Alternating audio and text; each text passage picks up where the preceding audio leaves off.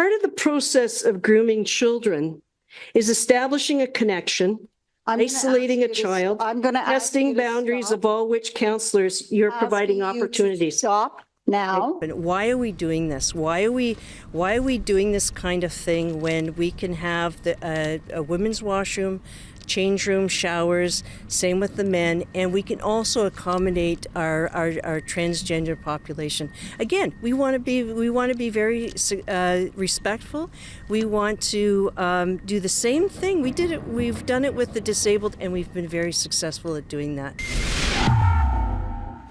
David Menzies for Rebel News here in Cambridge, Ontario. And folks, as you can see behind me, a big vacant field, albeit there are some construction machines digging holes and such. That's because in a couple of years there will be a brand new $108 million recreation center. And that recreation center, this proposed recreation center rather, has been in the news, well, for all the wrong reasons. Namely, there has been an outcry by some regarding the change rooms. They've been called gender neutral change rooms, universal change rooms, but the idea of a men's room, a woman's room, a boy's room, a girl's room, that will not be part of this project. And standing right next to me is Janice Fiacelli. And by the way, Janice went to a Cambridge council meeting to voice her concerns, rather, on this community center with these gender neutral change rooms. Here, let's throw to a clip of that right now. Let's not be naive. Our children are exposed to people who do not have their best interests in mind. And now you offer the universal open area for males, females, and children to change and shower together. Part of the process of grooming children is establishing a connection, isolating a child, testing boundaries of all which counselors you're providing opportunities. Stop now. Okay. Because you're going in a direction that is not allowed here, and I ask you to be respectful. All right, I will redirect. We just need to breathe. Council held public I'm still talking to you. We just need to breathe deeply. Yep. And I know you're passionate about what you say, but we need to keep it. I'm just explaining the process, which you're offering opportunities. That has nothing to do with this facility. Absolutely, it does. We're talking about safeness. I'm going to ask you to sit down now. You're finished. What is your concern regarding the so-called universal or gender neutral change rooms? Well, I think what's happening here is that, we're providing opportunities for opportunistic individuals to, be in the change rooms. We have cubicles, but how do you manage to, have the children in the cubicles if you have multiple children, and how do you do that? And the other thing is that, you can very well have men or women who choose not to wear anything, and they're out in the open, and our children are there. So you're opening up those areas for men, women, and children. I reached out to the city of Cambridge, and I was lucky enough to get Adam Cooper. He's a councillor to come in on this issue. Now, Adam, we spoke to Janice.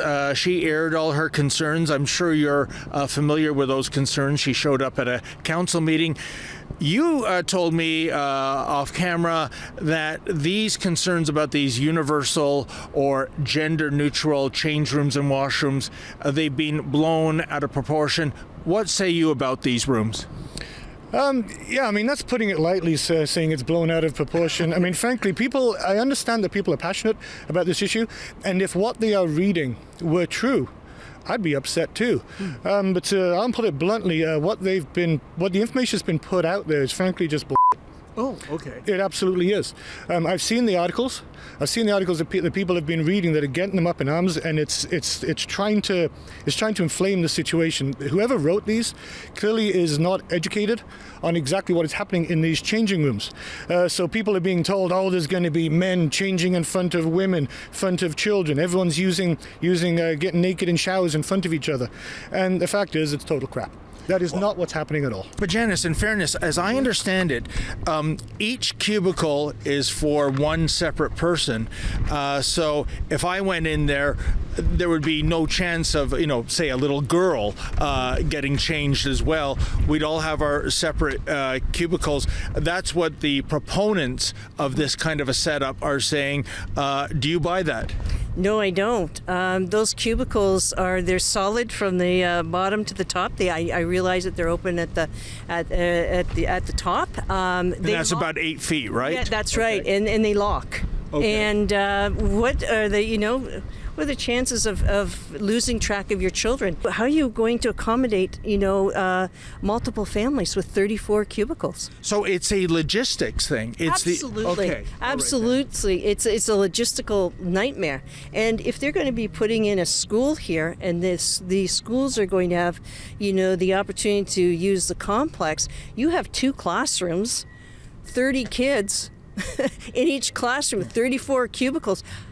How are you going to supervise those children? I guess, why is Cambridge going to such lengths to accommodate, well, let's face it, a percentage of a percentage of a percentage of the population? Yeah, well, that's not what it's about at all. We didn't say, oh, we want it to be this way. We get this particular change room presented to us, and we looked at it and said, okay, are there any problems with this? Okay, and I think one of the issues that has come up is that, unfortunately, they get this naming format. They called it universal change room. Yes. Okay, now people are familiar with change rooms. You go in there, you're changing. A lot of times, you're changing in front of each other.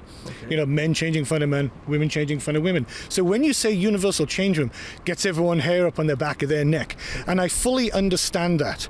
Okay. But you need to understand. I want to make this clear to people. Okay, there is nobody of any age, of any sex, that is going to be getting naked in front of anybody. Okay. If anybody were to do that, they're going to be asked to leave and or charged. Okay, this is not a general, you can say this is this a universal change room? No, what this is about, I think there's over 30 individual, private, secure change cubicles. Those are the change rooms. 0.33% of the Canadian population is transgender, and that's through Canada Census. So, I think we have accommodated our disabled quite well and quite successfully with washrooms and changing facilities. Why can we not do that for the transgender population? I do believe they deserve the respect of change rooms, but at the expense of our children, I question that, and I think people should question that. And I understand, again, there's also the angle where they believe that there's certain ideologies, okay, that we are seeing creeping into schools that I don't believe many other people shouldn't be there. Okay, there's ideologies that are ruining women's sports, ruining women's dreams. Okay, and I absolutely understand how people can be passionate about this because they feel that creeping in here. Okay, and I looked for that. I tried to find that, and I can tell you that fight cannot be found here. This is if you remove all that the whole trans ideology issue, however you feel on that, and that's another topic. Yeah. You remove that, this is still a better change room situation than any other I've seen before.